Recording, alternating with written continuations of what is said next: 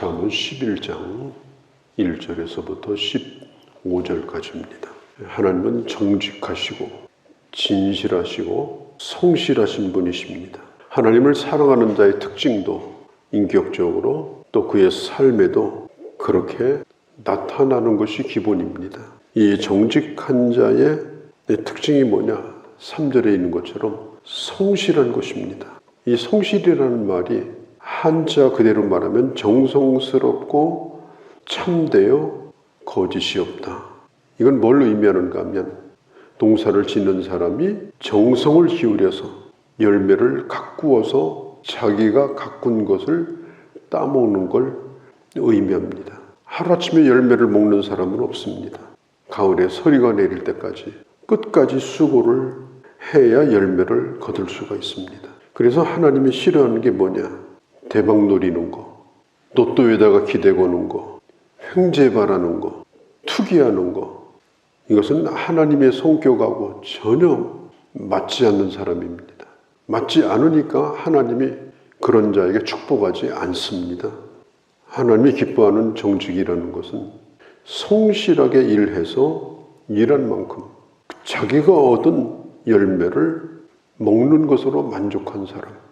그게 바로 정직한 삶입니다. 성실과 정직, 정직과 성실은 항상 같이 따라가야 성실이 되는 거고 정직이 되는 것입니다. 다른 사람에게 물건을 팔 때하고 살 때 추가 달라요. 다른 사람 거 물건을 살 때는 무거운 추를 달아서 가볍게 만들어 버려요. 내 거를 팔 때는 내 걸 무겁게 만들어 버려요. 그래가지고 속여서 부정한 이익을 취합니다. 그러니까 사는 자와 파는 자가 신뢰가 없는 거예요. 서로 의심하는 겁니다. 하나님이 이것을 싫어하십니다. 물질이 전부이면 그렇게 해도 됩니다. 그러나 하나님 앞에서 사는 것이 더 중요하면 그렇게 하지 말아야 됩니다. 하나님은 우리가 조금 더 부유한 것보다는 믿음이 부유하게 되기를 원합니다. 더 기도가 부유하게 되기를 원합니다. 실패를 시켜서라도 손해를 보게 만들어서라도 하나님은 믿음을 키우시는 하나님. 있는 걸 가져가셔서라도 하나님은 먼저 기도하게 하시는 분이에요. 더 가지고 더 부유한 것보다 하나님은 하나님에 대하여 더 부유한 것을 원하는 겁니다. 2절에 보면은 교만이 오면 욕도 온다. 겸손한 자가 지혜를 가지고 사는 자다. 겸손이라고 하는 것은 하나님의 주신 마음이에요. 예수님도 그랬잖아요. 나는 마음이 온유하고 겸손하니. 예수님도 자기 자신에 대하여 나는 겸손한 자다. 그러므로 내게 배우라.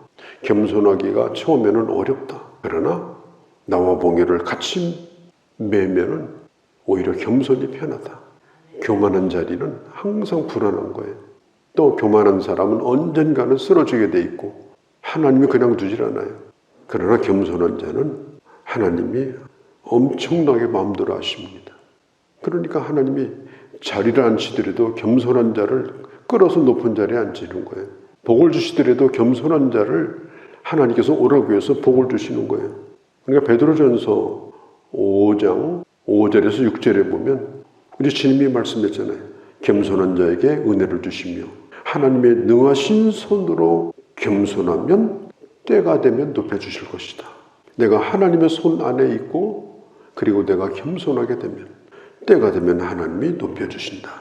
사람이 살다 보면 한두 번 잘하는 것도 있고 또 영광받을 일도 있어요.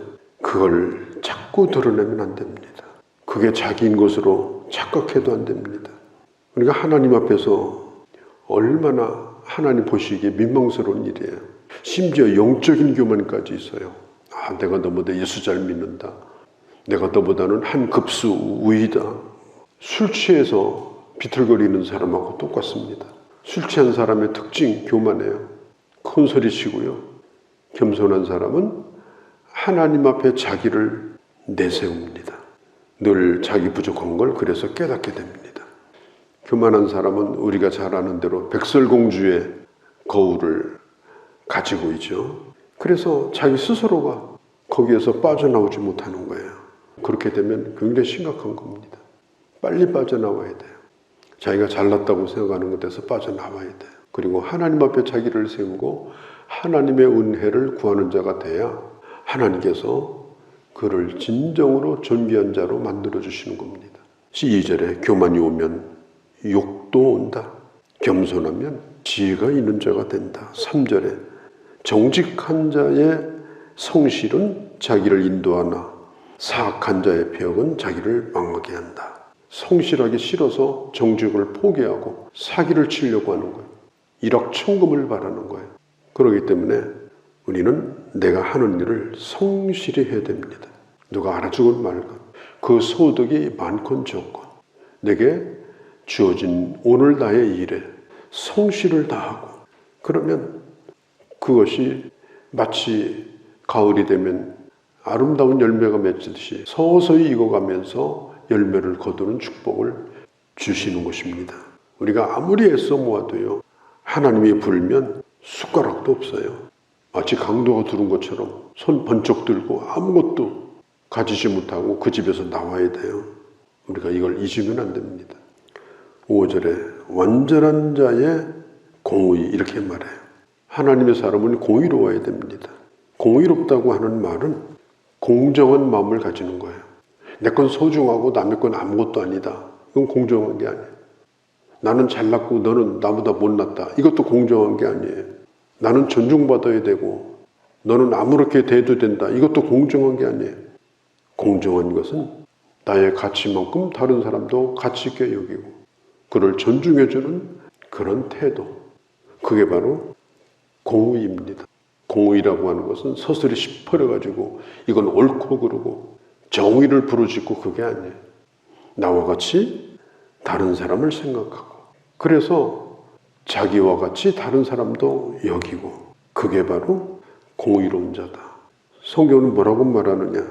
5절 끝에 악한 자는 자기 악으로 말미암아 넘어지리라. 그러나 공의로운 자는 자기 길을 곧게 하려니와. 그러면 골짜기가 메워져요. 공의롭게 가면 골짜기가 없어요. 누가 시비를 걸 게 없어요. 탄탄대로로 와요. 공의롭지 못하면 끝까지 그것이 나를 괴롭히고 재판정에 불러내고 조사받으러 가야 되고 그런 일이 결국은 생기게 되는 거예요. 나중에는 오리무중에 빠집니다. 길도 아닌 데서 헤매고 있는 거예요. 6절에 정직한 자의 공의는 자기를 건지려니와 사악한 자는 악에 붙들린다. 우리는 사람들이 내게 투자하기를 원하죠. 뭐 조그만 거라도 사업을 하면 투자자를 찾아요. 나를 믿고 투자해달라. 이 사업은 잘 된다. 그래서 사기를 쳐가지고 투자금 받아서 호화호식하는 그런 사기꾼도 많잖아요, 지금. 그런데 한번 이렇게 생각해 보세요. 하나님께서 내가 너에게 투자하겠다. 내가 너에게 100억을 걸겠다. 나는 너를 믿는다. 너는 나에게 가치 있는 사람이다. 그런 사람으로 인정받아서 사업을 하면 어떻게 될까요? 그런 사람으로 인정받아서 내가 사회생활을 하고 공부도 하고 그러면 어떻게 될까요? 나도 잘 되고 결국은 하나님이 내 잘된 것으로 인하여 영광까지 받으시는 거예요. 그게 바로 진정으로 성공하는 거예요. 하나님의 투자, 무한한 하나님의 후원과 축복, 우리가 그걸 기대하고 우리가 이 말씀을 깊이 생각해야 됩니다. 9절에 악인은 입으로 그의 이웃을 망하게 하여도 의인은 지식으로 말미암아 구원을 얻는다. 이 언어는요, 이게 대단히 영향력이 있습니다. 멀쩡한 사람을 이상하게 만들기도 해요. 그러나 이상한 사람을 잘 세우는 능력도 있습니다.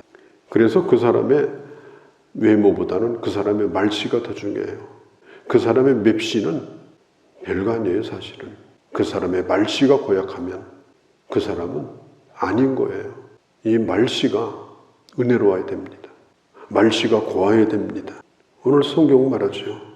이웃을 망하게 만드는 말씨면 상대방을 망하게 만들고 신앙도 망쳐버리고 이렇게 되면 그 얼마나 말이 나쁜 무기가 되고 있는 거예요.